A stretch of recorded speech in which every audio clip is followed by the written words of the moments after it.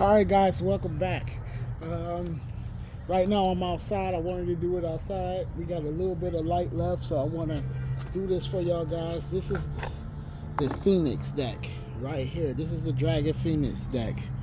I don't know if y'all guys can see, but yeah, the top one in this deck is actually the level 4 Phoenix. This card right here. This is the top thing for this deck. Now let me shuffle. Now I'm doing this. I'm showing y'all guys one step by step, not for a battle. I'm not battling myself. I'm just showing y'all guys how everything works. I'm gonna do one demonstration on how this card game works, for y'all guys can be able to start playing this game on y'all guys' own. Yeah, here we go. So I'm shuffling. For those who don't, your deck goes right here on deck, on a deck slot. Let me hurry up, find this off camera right quick.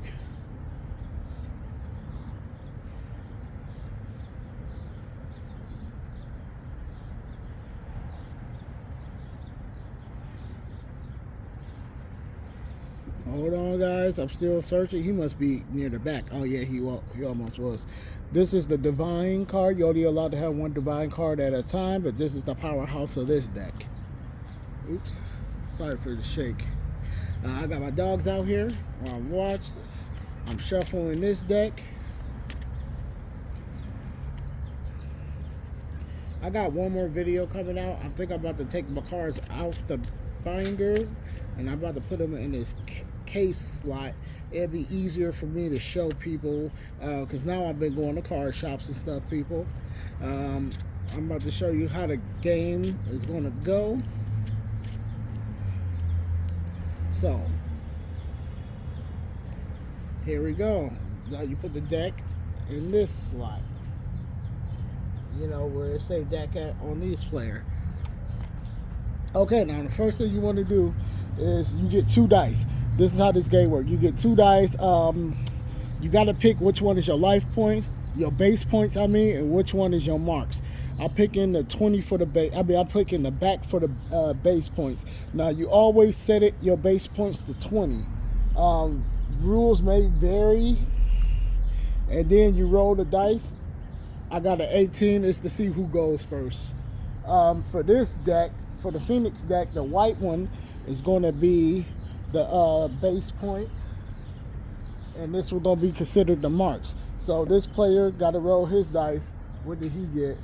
He got a 3. So the person with the highest dice get to pick who goes first. The person who goes first cannot attack on their first turn, of course, because it would be easy. The second player can, the second turn player can defend themselves. So it's gonna I'm gonna give it to this guy. You know, this guy is gonna go first. Now you want to set your marks to 1. I got an actual counter, a life counter, but I can't use it for this video for purposes. For one, I just got it, so I didn't unpack it. So this is how you do. You want to draw 5 cards.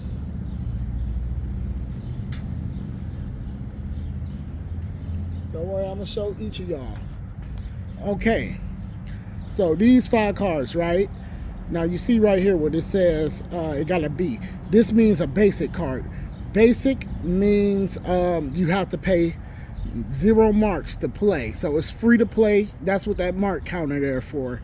You see, this one is a golden one. This stands for Master Art.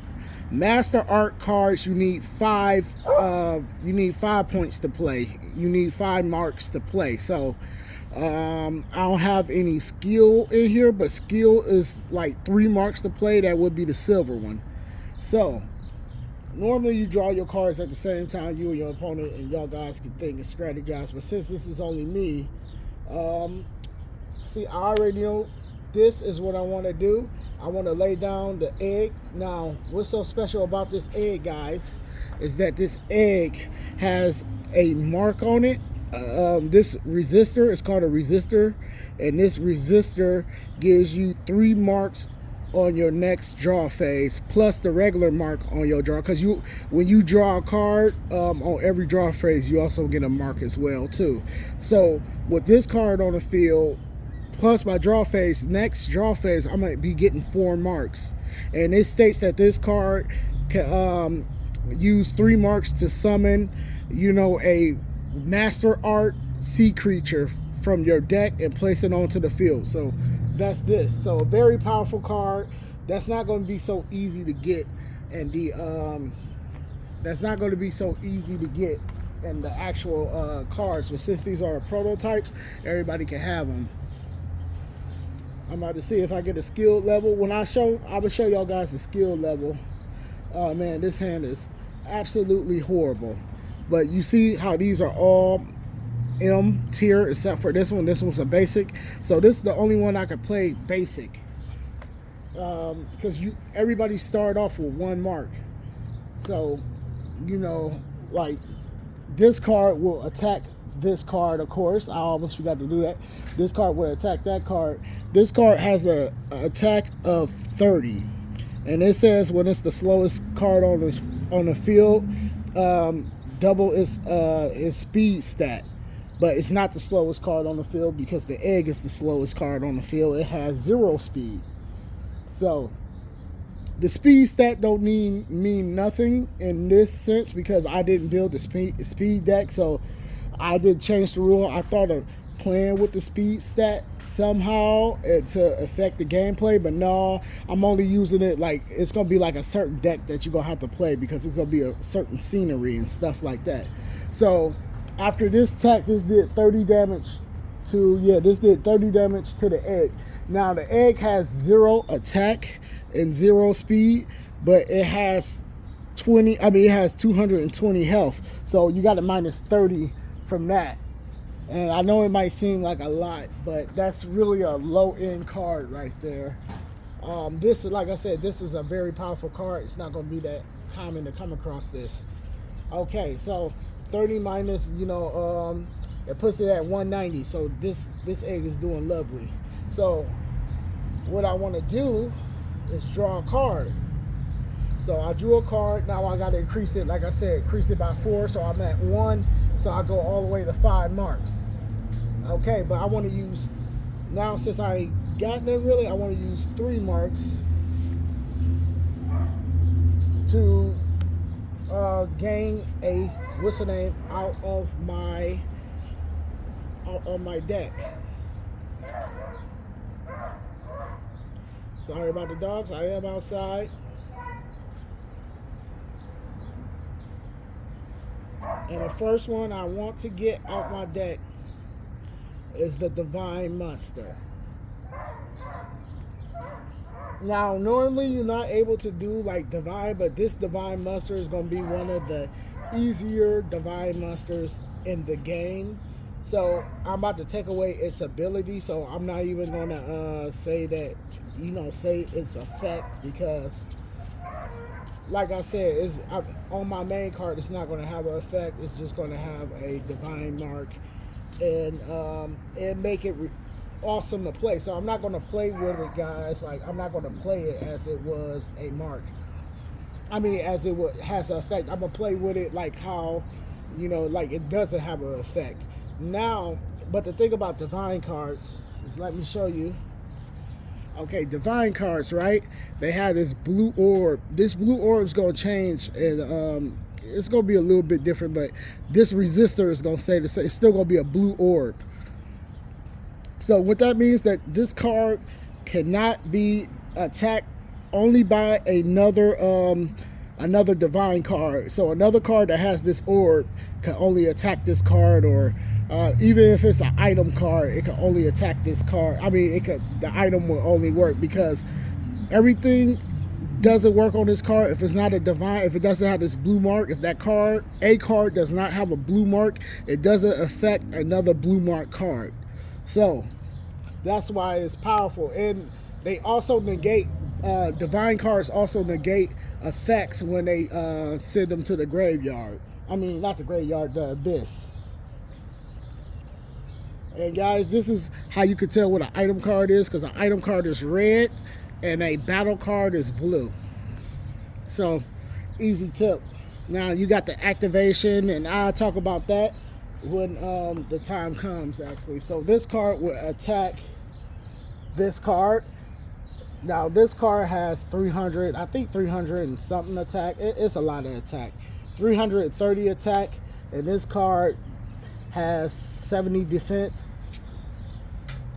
Oh, 30 HP. Well, it's dead anyway.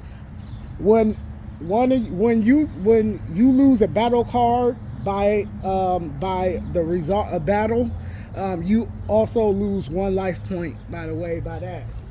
So instead of this being at 20, he's at 19 now, because he lost the battle card in the result of battle. So this player ends his turn over here. So it's this player's turn. But this player cannot do anything right now because his thing is so high. He forgot to, like I said, you gain 1 mark every draw phase. So this character can't do anything, absolutely nothing. He has something, but he's not about to risk it. So he gives it from this guy. Yeah, the water deck is OP when the Dragon Phoenix deck is OP when it works. It's just hard getting around this thing right here. Oh yeah, I meant to say, because I meant to give 3 marks. He was at 2. I spent 2, so now I got it. At your draw phase, you gain a mark. So I was at 2, now I'm back at 3, because the draw phase. But I can't do anything. I mean, I can do something, but I guess it does make it worth it. I spent 3 marks. So just remove this from off the mat and make sure you place it on 1. When it's off the mat, that means you got 0 marks. So I have 0 marks right now. If you got a life counter, you can use a life counter and stuff like that for the marks and the life. But okay, now I got that. I'm about to use an activation card. Now it's 4 different kinds of item cards, guys. It's activation, field, scenery, traps, and it's another one. I'll let y'all guys know when I get to it. Oh, equips. Duh, equips. So what this card does, this card gives the opponent, I mean not your opponent, this card gives whatever card you select 30 HP. Yeah, this is the HP one, 30 HP. But if I had a scenery on the field called Satopius, it would double it, so it would give it 60 instead, and it would shuffle back into my deck. But that's only if I had Satopius. So right now, I only gain the extra 30. So 30 plus this attack, right? 30 plus this attack. So, I mean, 30 plus the HP is 220. So you want to put the card behind them, because I might make this a equip card, you know, like I'm gonna change that into a equip card. So that's just act like this is a equip card. No, actually it does work like that. So just put it behind you or something, because I forgot, as soon as you use it, it have to go to the grade. I mean, it have to goes into your deck if you got Satopius.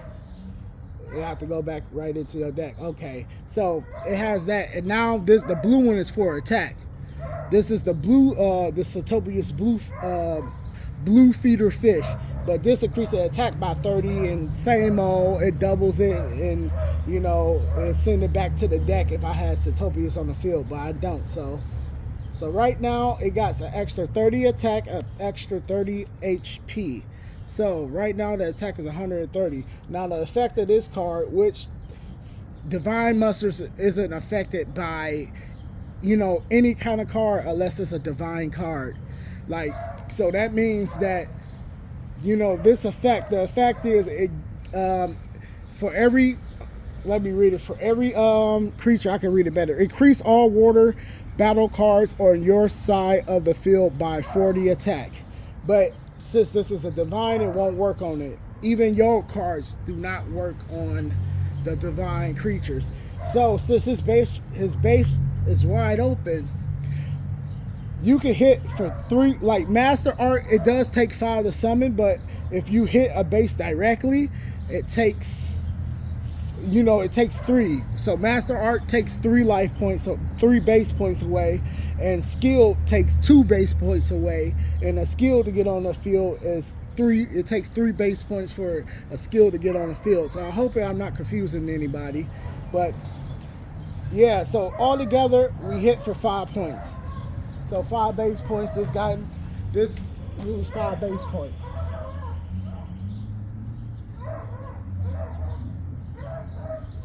So he was at 19, so 5, so put that 14 down there, because I kind of just moved it without thinking, guys.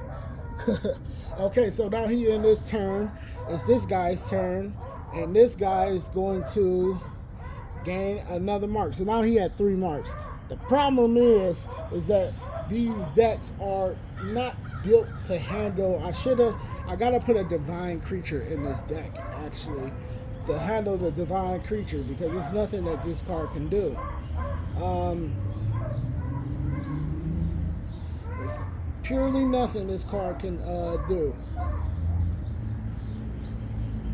So, I mean, only thing this is a trap card, by the way.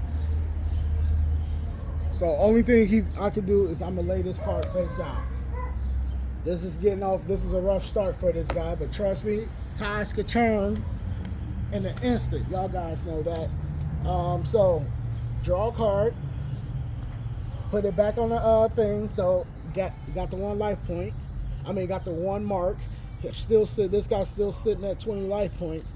He don't have to do anything right now. It's nothing that he really can do, and he attacked for another 5 points. So I'm showing you the real how bad it can go. This guy is at 9, so it's this guy's turn, because the guy ended his turn. He's sitting over there lovely. Okay, so it's no more that this guy can do, because now he gained another life point. So he was at, what, 3? Now he at 4. So I gotta find a 4. And don't worry, like I said, I got a counter, guys. So counters are better. If you got life counters, they're better for both of these. There's really nothing that this guy can do, because that Divine Muster is going to destroy him regardless. So he had 4 life points. You know what? He's gonna take 1 more hit to the base. Take 1 more hit to the base, guys. He did this turn. So it's hit this guy up. And both of these are like horrible hands. So he had 2, he gained a mark each turn. You know how it goes. So now he had 2 marks. But, you know, like right now, it's some stuff in my hand, but I don't really have to play it though.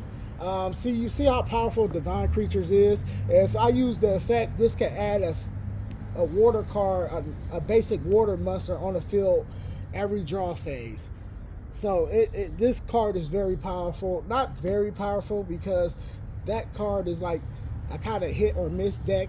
You will see what I mean when I play it again, like how things could just change. But he's going to hit another 2 points, because this deck, I mean, he hit for another 5 points, for 9, for 5. So he had 4. So he only got 4 points left, guys. He had to really do something. He had to do something really. So now he finally at 5.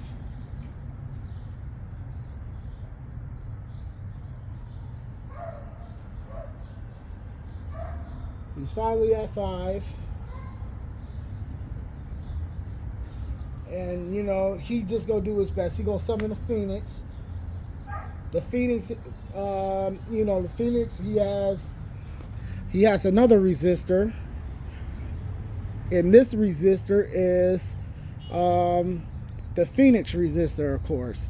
And it states if your opponent have 3 battle cards on his side of the field, you can freely summon this card.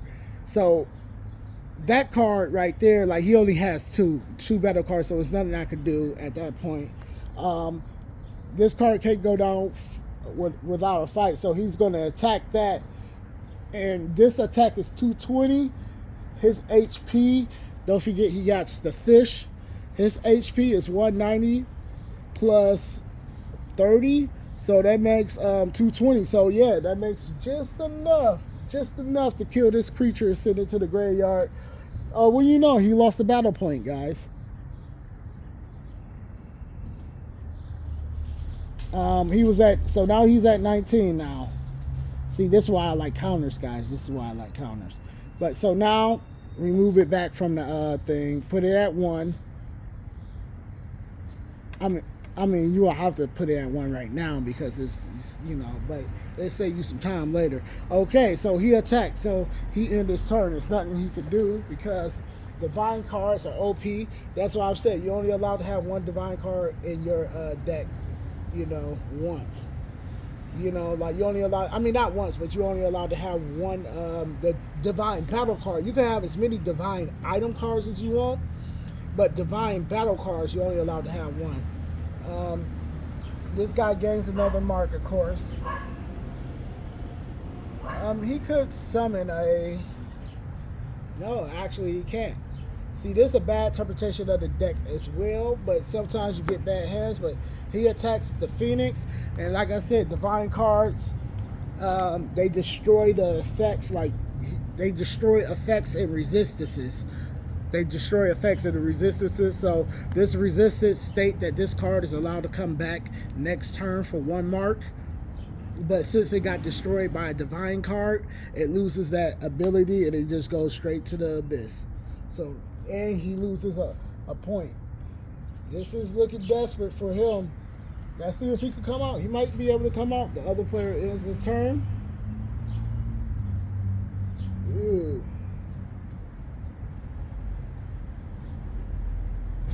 So, put one mark back on there, and I'm gonna put an egg on there. Instead of taking, right now, you know, 3 points directly, I can only take, you know, I'll be able to only take, you know, 1 point of damage because I have a battle card on the field. So he ends his turn. He gains another mark, which put him at 4. And put Conveyant Bonds on the field for free. And then equip Conveyant Bonds.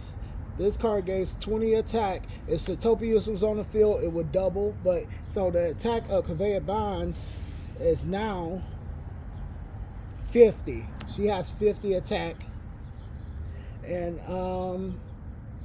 she can, what I would do is use another mark. Let me see. Okay.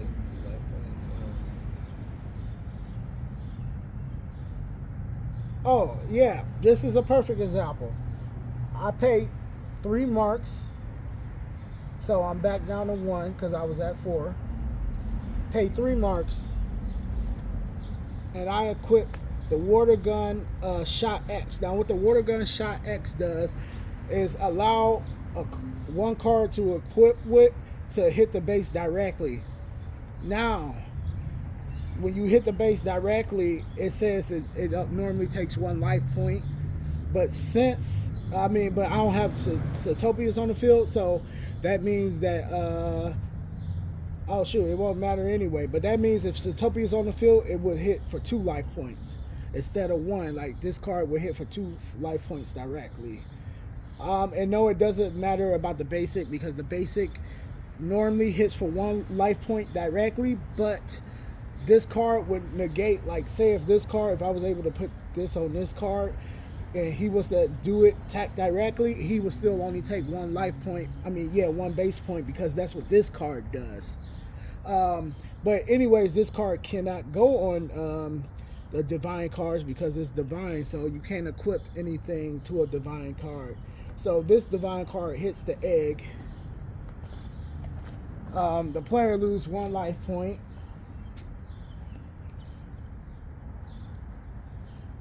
And then, oh, it was at 3, right? So yeah, he's at 2, and then I'm just gonna put it at 1 because Conveyed Bonds is also going to hit for 1 life point because she's a basic card.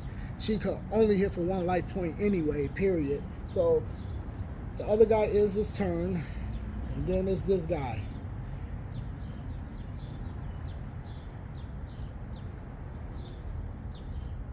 So he was at Walmart, now he had 2, but it really don't matter, guys. It really don't matter because this guy doesn't have a good hand to play anything, and he throw down his cards, and he ends his turn. So this is at 2 life points, and he does attack again directly, and that's the end of the game. Now, the thing about the Phoenix Dragon deck is I built it to be a hit or miss.